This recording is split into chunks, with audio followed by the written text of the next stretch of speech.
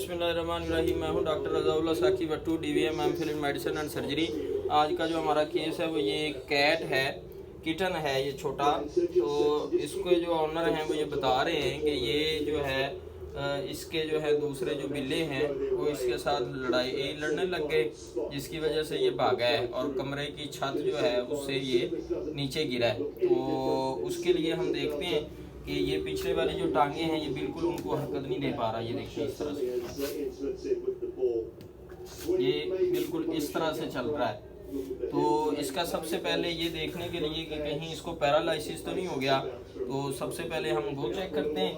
तो फिर इसका टेम्परेचर चेक करेंगे और बाकी पकड़ेंगे इधर से।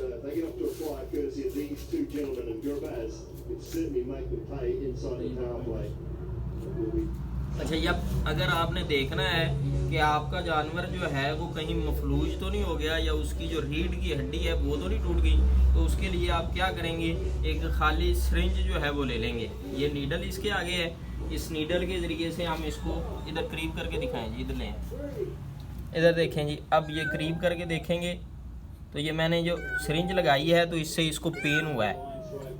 दोबारा देखें, अगर इस तरह मैं मारूंगा तो ये जो है अपनी टांग को पीछे खींच रहा है।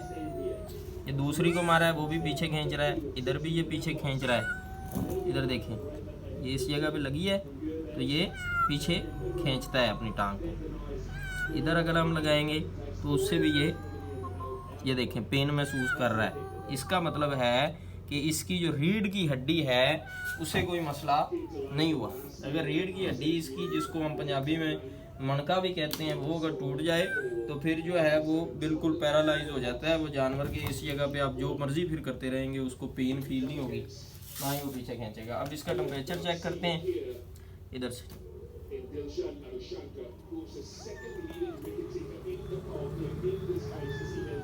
स्मेल है इस वजह तो आ रही है। तो इसका टेम्परेचर चेक करेंगे जी। हम टेम्परेचर चेक कर रहे हैं कि इसको कहीं जो है वो किसी इंजरी की वजह से या डीप फाउंड जिसे हम कहते हैं, जिसको मसल्स का जो है वो देखेंगे। उसके अलावा अभी हमने पल्पेशन के ज़रिए भी इसको, जब ये आया है तो हमने इसको पल्पेट करके भी देखा है, वो भी अभी आपको दिखाते हैं टेम्परेचर के बाद कि पल्पेट किस तरह से करना है।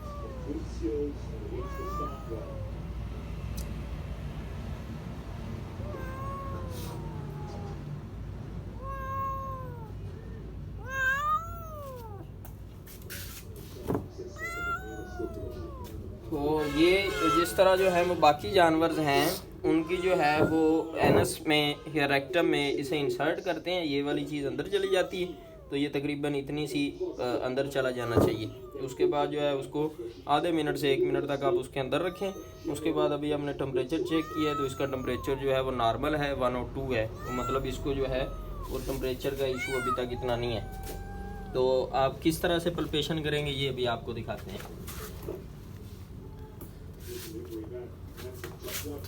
उधर से आ जाएंगे तो आगे से ये अभी हम इसकी पल्पेशन करके देखते हैं। चूँकि हर जगह पे जो है वो एक्सरे जो है वो अवेलेबल नहीं है, तो हमारे यहाँ भी इधर अवेलेबल नहीं है।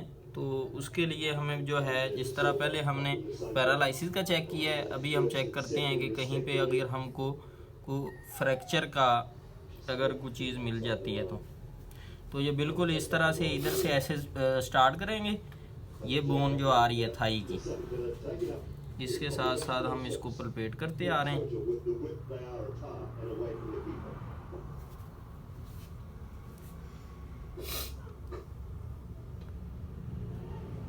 ये बिल्कुल ऐसे ना एंड तक करेंगे इसको।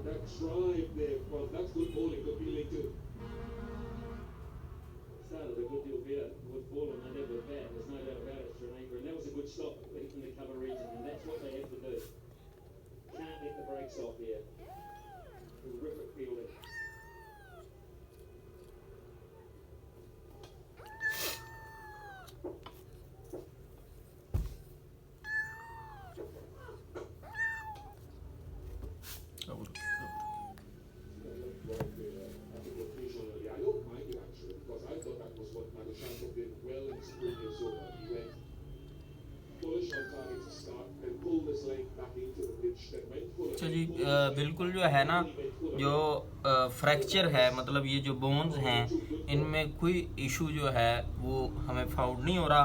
जो सबसे बड़ा इशू है जो नज़र आ रहा है वो ये है कि यहाँ पे ये इन दोनों बोन्स को जोड़ने के लिए इस तरह से यहाँ पे लिगामेंट होता है, जिसको धागा भी कहते हैं, हम पंजाबी में कह सकते हैं धागा, डॉक्टरी में उसको लिगामेंट कहते हैं। तो वो लिगामेंट शायद जो है उसको ब्रेकेज का मसला हुआ हो, या फिर डीप फाउंड्स में जिस तरह ये छलांग मारी है तो इस तरह से ये, चूँकि इसकी एज थोड़ी है तो अभी तक जो है वो मसल्स जो हैं इसके या जो लिगामेंट्स हैं वो फुली मैच्योर नहीं है, यानी कि वो बहुत ज़्यादा मजबूत नहीं है।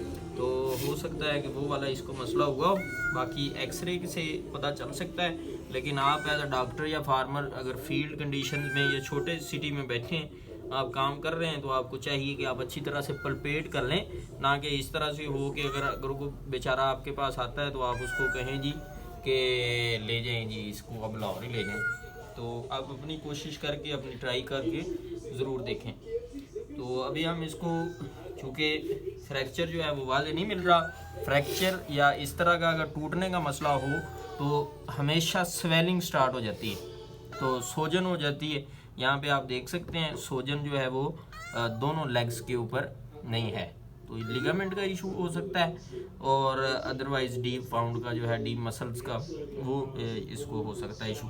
तो अभी हम इसके ट्रीटमेंट करने लगे कि ये कुछ खाने पीने लग जाए और इसकी जो एनर्जी डाउन है वो इसकी एनर्जी कुछ बहाल हो सके और इसकी जो पेन है वो कम हो सके। तो उसके बाद इंशाल्लाह देखेंगे हम, अगर इसमें रिकवरी आती है तो फिर इसको मज़ीद हम ट्रीटमेंट देंगे, अगर रिकवरी नहीं आती तो फिर हम इसको एक्सरे के लिए किसी बड़े सिटीज़ में या जो है मेट्रोपॉलिटन सिटी में हम इसको भिजवा देंगे। तो अभी हम जो इंजेक्शंस दे रहे हैं वो आपको बता रही हैं। आप भी अगर इंजेक्शन पूछना चाहते हैं, एज अ डॉक्टर हैं आप या फार्मर हैं, इधर से हैं जी, इधर अगलियाँ दो में भी फड़ ला, पिछलियाँ भी फड़ ला, अगलियाँ जरूर फड़, इन्होंने को मैं छड़ दे, उधरों ही आ जा, अगलियाँ फड़।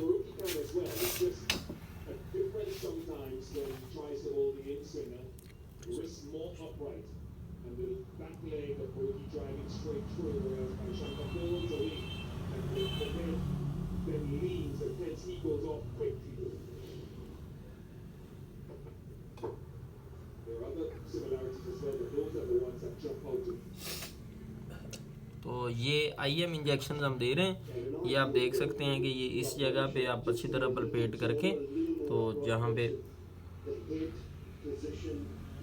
मसल्स जो हों वो ज़्यादा हों वहाँ पे ही ये लगाना चाहिए।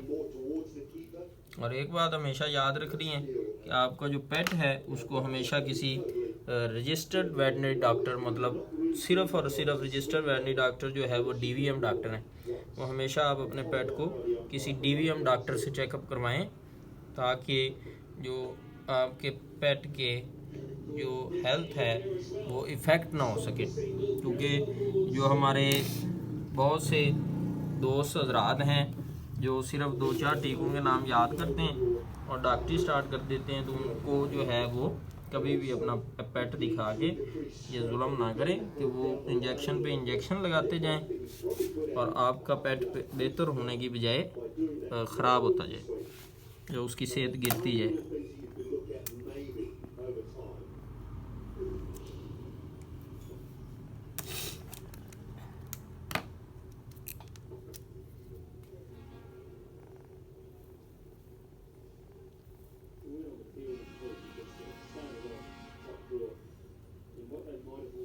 चंगी तरह दोनों साइडों में माल दे तसली ना।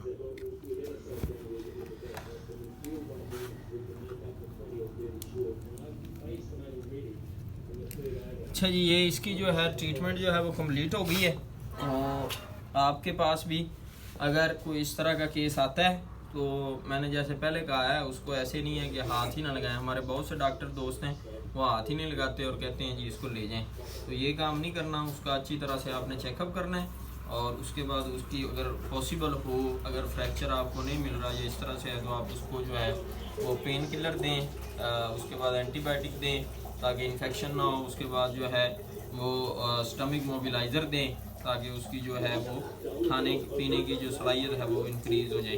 तो उसके बाद जो है वो शफा देने वाली अल्लाह की ज़ात है, इस बात पर कामिल यकीन रखना है और अपनी तरफ से आपने जो बेहतरीन करके दे देना है। तो मेरी दुआ है आपके लिए भी और इस जानवर के लिए भी कि अल्लाह हम सब का हामी और नासिर हो और इसकी जो सेहत है बेहतर हो सके। तो आपको भी इस तरह की कोई भी रहनुमाई दरकार है तो मेरा जो यूट्यूब पेज है डॉक्टर रज़ाउल्लाह साकी भट्टू, उस पेज को आप सब्सक्राइब कर लें, उस पेज के बेल आइकॉन को प्रेस करें ताकि जो आपको तमाम नोटिफिकेशंस हैं वो मौसूल होते रहें। और उधर मेरा कॉन्टैक्ट नंबर भी दिया गया है, तो आप वो लेके 24/7 किसी टाइम भी रब्ता करके तो अपने जानवर की हेल्थ के बारे में पूछ सकते हैं। बस सलाम।